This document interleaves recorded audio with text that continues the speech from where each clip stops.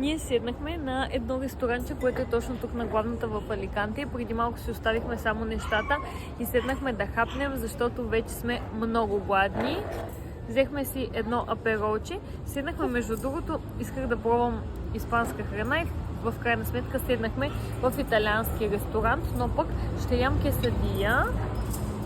Приятелката ми ще яде капричоза и ще се наслаждаваме на хубавата гледка.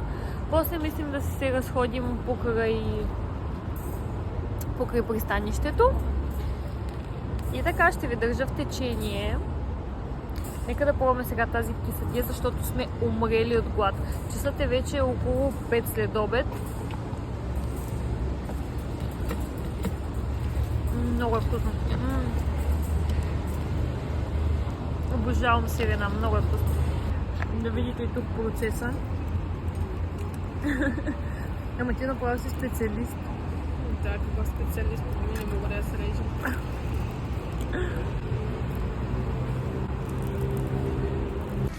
Каквото и да ви кажа, ще е малко. Дори в Бали плажовете не ми харесваха толкова много. Особено на заре слънце, тук е магично. Просто е невероятно. Погледнете и замъка.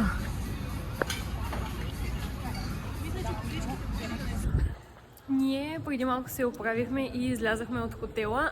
Излизаме без цел и посока и аз и тя обичаме много да не си поръчваме нещата, а на място да усетим обстановката. Ние се намираме в самия център, така че е много удобна локация. Видяхме, че има меркадо. Какво беше? Някакъв пазар, централен пазар. Искаме да отидем да го видим. И като цяло се разхождаме. Напомняме, между другото, тук на Сицилия с тези тесни улички. Много е чаровно. Много чаровно място. Тако пристигнахме в този пазар и има много готино месо, риба. Ей, това не ми беше достатъчно в Бали, честно да ви кажа. Има и тортички някакви. Оля! Имам курс по испански, не знам дали съм ви казвала. Имам иначе А2. О, боже, главички! И преди малко вървях и ми казаха някакви муча бонита. Не, да, муча бонита ми казаха това. Мисля, че означава много красива. Горе-долу някакви думи знам.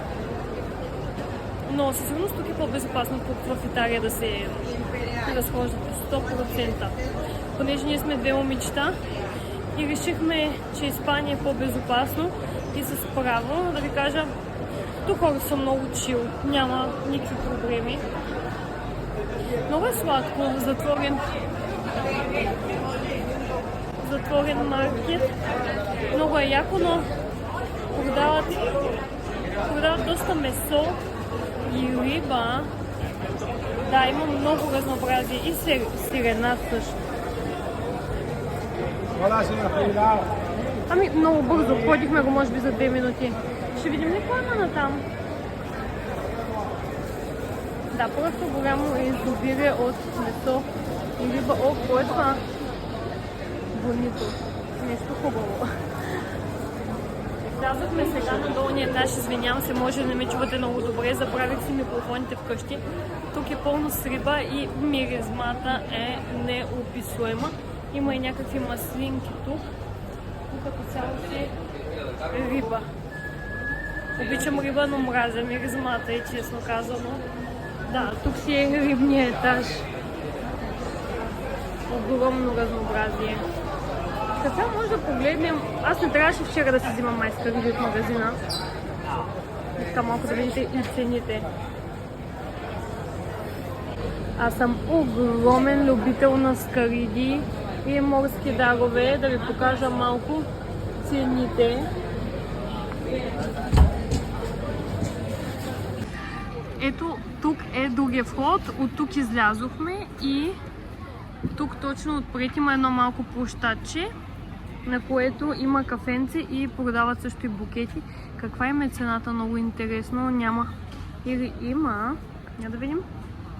Колко евро? 50 евро е този букет. Еми в България ето този. В България може би ще да струва толкова. Погледнете колко са красиви. Страхотни са. А тези цветя за първ път ги видях в Бали.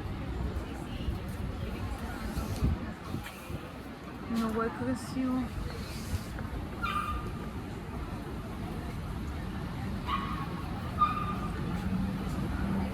Няма цени обаче да ви покажа. Бих се взела някакви, обаче ние тръгваме сред ден и половина и е малко непрактично. Значи бих се порадвала малко да си взема. Много е красиво.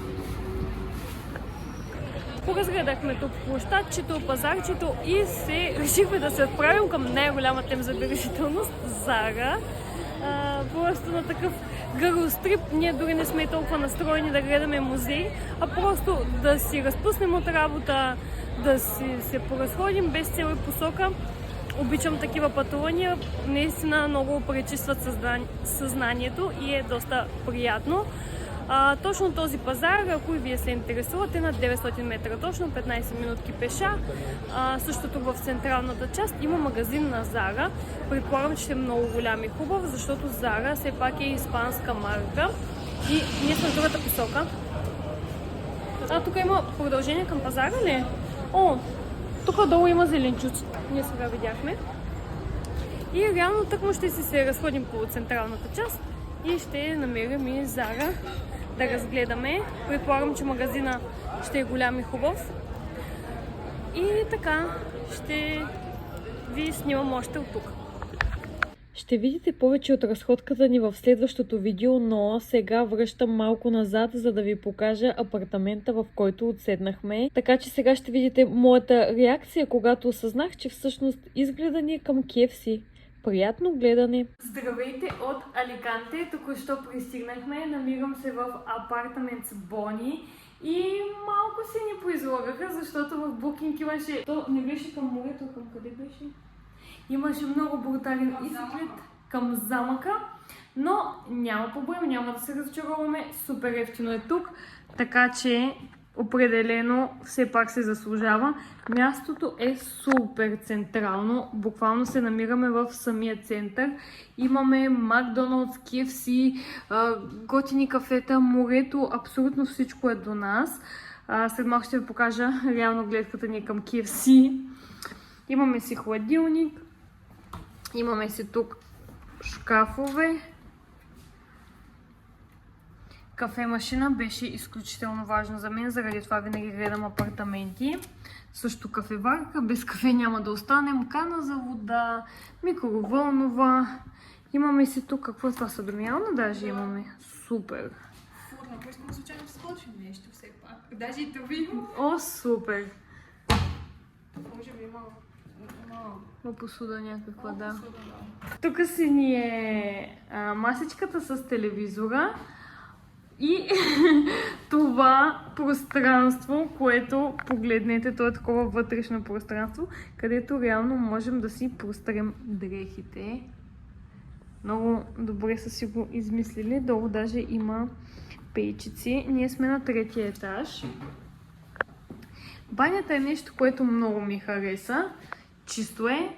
Това за мен е много важно. И банята е супер светла.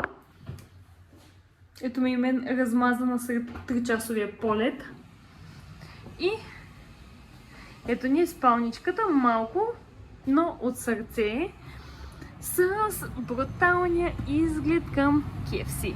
Но пък това ви е улицата, която води към главната. Главната ни е на 2 минути буквално. Долу в тази кооперация дори има coworking кафе, от което може да се възползвам. Тук си има KFC, тук даже тази улица сега гледам, че е пешеходна. Супер е красиво.